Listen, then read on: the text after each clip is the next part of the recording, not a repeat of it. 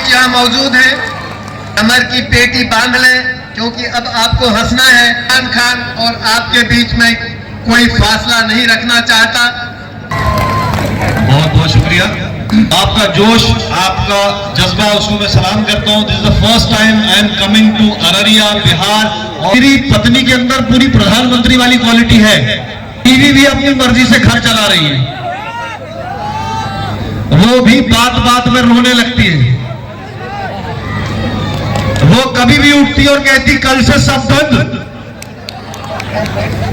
वो भी कहती है मेरा क्या है, गरीब की बेटी हूं, झोला उठा के चली जाऊंगी। भाई साहब, झोला आज तक उठा नहीं। उसके और फोटोग्राफर के बीच में आ जाए तो धक्का मार के साइड में कर देती है। और इस बात में तो आप लोग ताली बजाई देंगे, उसको भी सिर्फ चाय बनानी आती है। लेकिन पिछले 10 साल से जो मुझे बना रही है, जो आपको बनाया जा रहा है।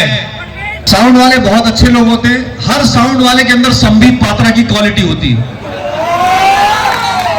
अच्छा चल रहा था, बीच में 3 बार उंगली कर देता। साउंड वाले इतने अच्छे होते हैं। एक साउंड दादा की शादी हुई, साउंड वाले भाई साहब की शादी हुई। शादी की पहली रात सुहागरात पलंग के पास यही करते, hello check check, hello check, हाँ hello check check check check. बीवी ने कहा रात भर चेक करेगा, प्रोग्राम तो स्टार्ट करेगा।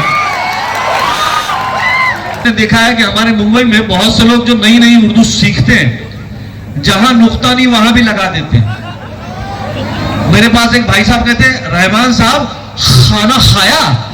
ये माइक की हालत देश की अर्थव्यवस्था की जैसी हो गई है, चरमरा चुकी है। मेरे साथ बहुत कॉमेडी होती है। जैसे मेरा नाम है रहमान खान, मुझे गौर से देखो, ये दुनिया का पहला पठान है जिसके अंदर कैल्शियम की इतनी भरपूर मात्रा में कमी पाई जा रही है। हमारे दोस्त कहते हैं खान साहब आपको देख के लगता है कि पठानों ने मिलकर ज़कात फितरा निकाला हुआ। मुंबई एयरपोर्ट पे एक मशीन थी, उस मशीन पे लिखा था कि ये मशीन सच बतलाती है अगर आप इसमें 1 रुपए का सिक्का डालें। मैंने उसमें एक सिक्का डाला, उसमें से बाहर आया कि आपका नाम रहमान खान है, आप मुंबई से बागडोगरा जा रहे हैं। मैं बोला बड़ी कमाल की मशीन है भाई साहब। मैंने 1 रुपया और डाला, फिर एक चिट्ठी बाहर आई, आपका नाम रहमान खान है, आप मुंबई से बागडोगरा जा रहे हैं। मतलब बहुत कमाल मशीन है भाई साहब, एक और डालते हैं। एक और सिक्का डाला, फिर एक चिट्ठी बाहर आई कि आपका नाम रहमान खान है, आप मुंबई से बागडोगरा जा रहे हैं। मतलब आखिरी सिक्का डाल देता हूं। आखिरी सिक्का मैंने डाला, अंदर से चिट बाहर आई, आपका नाम रहमान खान है, मुंबई से बागडोगरा जाने वाली फ्लाइट जा चुकी है बे। और खास करके हमारे नॉर्थ की तरफ में जो औरतें जो अंग्रेजी बोलती है वो माशाअल्लाह माशाअल्लाह, वो अगर किसी से बच्चे से बात करी तो उसको ट्रांसलेट करती लिटरली, बेटा कम हियर, इधर आओ, बेटा सिट डाउन, बैठ जाओ, आर यू हंग्री, भूख लगी है, एमसी डोनाल्ड का बर्गर खाना है। तो डॉक्टर के पास जाके खातून कहती, डॉक्टर साहब since morning my head is rounding eating, rounding eating, rounding eating.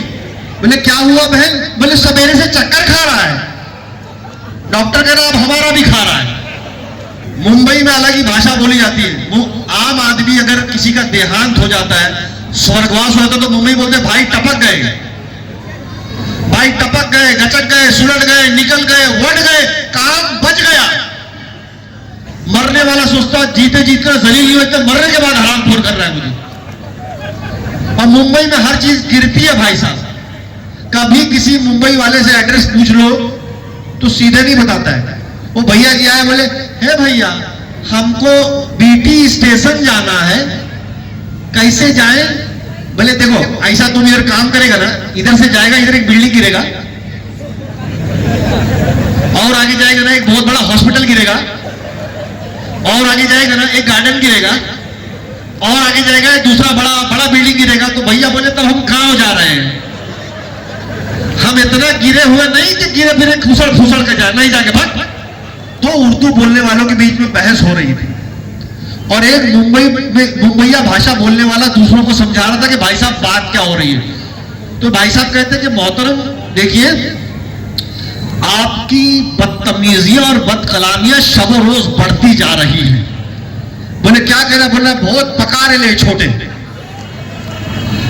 बोले मोहतरम अपने दस्ते पाक को हमारे रुखे ज़ैबा की जानिब से हटा लीजिए, वरना। बोले क्या, बोले बोल रहे खजुए मुंह पे से हाथ हटा। बोले ये गीदड़ भपकियां बरसों में हड्डियां जनाबे मन लानते जमन, अगर हमारा ये दस्ते सियाकार उठ गया तो आपकी आंखों के आगे अबरे सिया छा जाएगा। बोले मतलब, बोले ऐसा चमाड़ बजाऊंगा आंख के नीचे मोल्टू आ जाएगा। बोले मोहतरम आप हद से तजावुज कर रहे हैं, हमारी आंखों में गुस्से भर रहे हैं। अगर आज हम जामे से बाहर आ गए ना तो बेवहमो गुमा ये दस्ते नहीं को नातवा अपना जलाल दिखाएगा और कमाल दिखाएगा, और बारे मुखलिसाना आजिजाना जारहाना जालहाना बअंदाज़े शायराना आपके रुखे अनवर पे रसीद कर देगा और आपके दंडाने मुबारक को खड़े खड़े शहीद कर देगा। बोले भाई साहब, बोले क्या, बोले एंड में मुशायरा हो रहा था, पता ही नहीं चला। अच्छा, लोगों को समझ में नहीं आता, देखे पहचाने रिएक्ट कैसे करे। भाई साहब मुझे देखने में कहते, अरे अरे हंसी मजाक वाले, हंसी मजाक वाले समझ में नहीं आता क्या क्या। एक और मैं मुंबई का एक किस्सा सुनाता हूं, रियल किस्सा। भाई साहब मैं जो है एक जगह है मुंबई में, नागपाड़ा डोंगरी, ये जगह बड़ी मशहूर जगह है। हाँ, तो वहां पर एक चाय खाना होता है, चिलिया की होटलें होती है, वहां पे चाय पीने के लिए मैं चला गया वहां पर। तो मेरे दोस्त ने कहा कि तुम गाड़ी से मत उतरो भाई, तुम गाड़ी से उतरोगे दुश्वारी हो जाएगी हमको, तुम गाड़ी में रहो। बोला नहीं नहीं मैं यहीं कहूँ, मैं उतर के चाय पी लेता हूँ।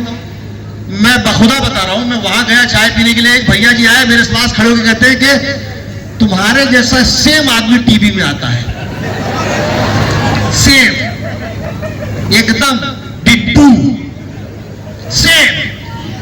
मैंने कहा भाई साहब आता होगा? बोले आवाज भी साले का सेम है, सेम, अंगूरी भर एकदम फर्क नहीं, सेम। तो मैं बोला आता होगा। इतने में हमारा दोस्त आ गया, तो हमारे दोस्त को कहता है इनके जैसा सेम सेम टू सेम एकदम 19-20 का फर्क नहीं, सेम आदमी टीवी में आता है। तो बोले ये वही है। बोले इतना बड़ा झंडू थोड़ी यहां खड़ा रहेगा। तो में इतना इंटरेस्ट हजामों ने नहीं लिया, इतना शायरों ने लिया भाई साहब। वो शेर ने के पूछा जो उनसे चांद निकलता है किस तरह, जुल्फों को रुख पे डाल के झटका दिया कि यूं। और पूछा जो उनसे चांद छिपता है किस तरह, जुल्फों को रुख पे डाल के बतला दिया कि यूं। और पूछा जो उनसे चांद चमकता है किस तरह, विग को सर से उतार के दिखला दिया कि यूं। 26 जनवरी को आगे शेर सुनाया कि सर फरोशी की तमन्ना अब तुम्हारे दिल में। बोले तुम्हारे नहीं हमारे। बोले हमारे बहुत है, थोड़ा तुम्हारे भी चाहिए। बोले सर फरोशी की तमन्ना अब तुम्हारे दिल में है, देखना है जोर कितना बाजू वाले का दिल में है। सबकी शायरी में बदलाव आया, गुलजार साहब की शायरी में कोई बदलाव नहीं आया। पहले भी वैसी थी, आज भी वैसी है, पहले भी किसी के बाप की समझ में नहीं आती थी। गुलजार साहब ने गाना लिखा यारा सिली सिली। पहले बताओ गुरु फटा कब था? अच्छा यहां वहां नहीं, ऊपर चलते आजा चांदनी कूटेंगे आसमान को लूटेंगे। नासा वाले टेंशन में चाचा क्या करने वाले आज? और उनकी शायरी, देखो मैं आम आदमी के लिए उनकी शायरी कितनी बाउंसर है वो बताने जा रहा हूं। उनके गानों से जब लफ्ज खत्म हो गए तो साउंड इफेक्ट का इजाद किया उन्होंने। साउंड इफेक्ट, छई छपा छई छपा के छई, आती हुई लहरों पे जाती हुई लड़की, पानियों के छींटे उड़ा। एक गाना है उनका कि दिल हू करे। गुलजार साहब साउंड इफेक्ट तो बराबर, लेकिन जगह गलत है, वो दिल नहीं है। एक ने गाना लिखा कि दिल करे चूचे चूचे चूचे। अबे चाइनीज का दिल है क्या?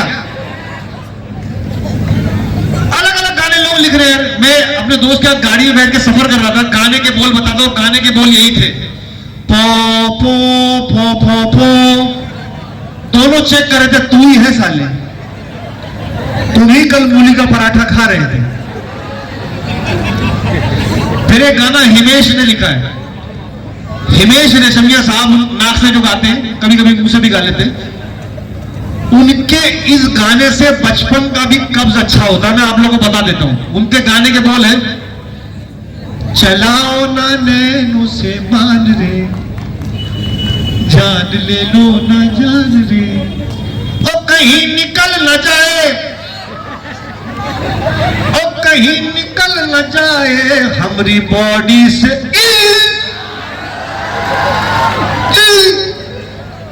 भाई साहब फ्लश मार के चले जाइए।